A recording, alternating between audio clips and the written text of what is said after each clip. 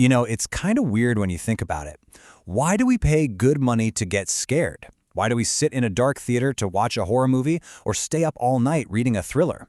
We're basically seeking out the one feeling our brains are hardwired to avoid.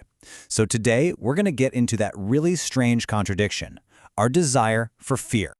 In this quote right here, it just nails the whole paradox, doesn't it? We use stories, movies, books, you name it, as a kind of safe space to feel emotions that in real life would have us running for the hills. It's like a controlled fire for our minds. Which brings us to the big question, right? What's the deal? Why do we actually line up and buy a ticket to feel something that our brain is screaming at us as a threat? Well, the answer is a lot more instinctual than you might think.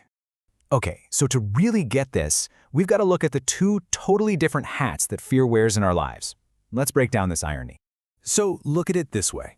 On one hand, in the real world, fear is your alarm system. It's that blaring signal that says, danger, do something. It's definitely an emotion you're supposed to avoid. But then, you hop over into the world of stories, and suddenly that exact same feeling is entertainment. It's a product to be consumed. It just goes to show you, context is everything. So how can fear be both a warning sign and a fun Saturday night? Well, our source material points to something deep inside us, a primal instinct it calls the protective mechanism. Think of this protective mechanism as your own personal built-in bodyguard. It's an unconscious survival program that's been developing since before you were even born. And its main trigger? You guessed it, fear. This thing is always on, always scanning for threats. It's not a bug, it's a core feature of being human. And boom, we're right back to that paradox. Even though we try to avoid scary situations, part of our brain is always ready, almost eager to deal with fear. It's like our brain is primed and waiting for a threat to pop up so it can do its job, which creates this kind of low-key need for it. All right, so if we're all walking around with this built-in readiness for fear, how do we satisfy that urge without, actually getting chased by a bear? That's where stories come to the rescue. We do something called the vicarious consumption of fear. And this right here is the absolute key. We don't actually want to be in danger ourselves. No way. What we want is to watch someone else be in danger. We experience the fear through a stand-in, like a character on screen. It lets us scratch that instinctual itch from a very, very safe distance.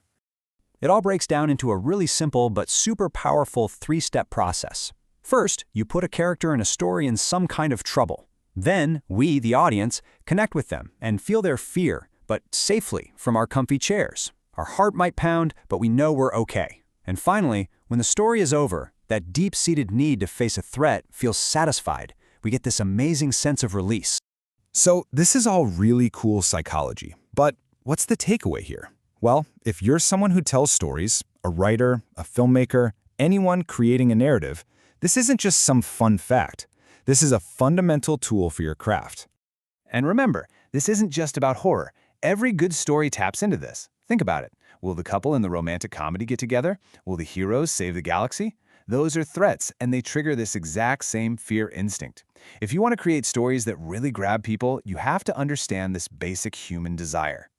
So for all you creators out there, what do you do with this? It's pretty straightforward. First, you just have to get that your audience has this built-in need. Second, figure out what fear looks and feels like in your specific story. And finally, weave that understanding into your characters. Give them fears that feel real, that we can connect with. And that's the question we want to leave you with. Because this whole thing, it isn't just about what scares your audience. It's about what defines your character. So the next time you sit down to create, maybe don't start with the plot. Start with this question. What is my character truly, deeply afraid of? The answer just might be the key to your whole story.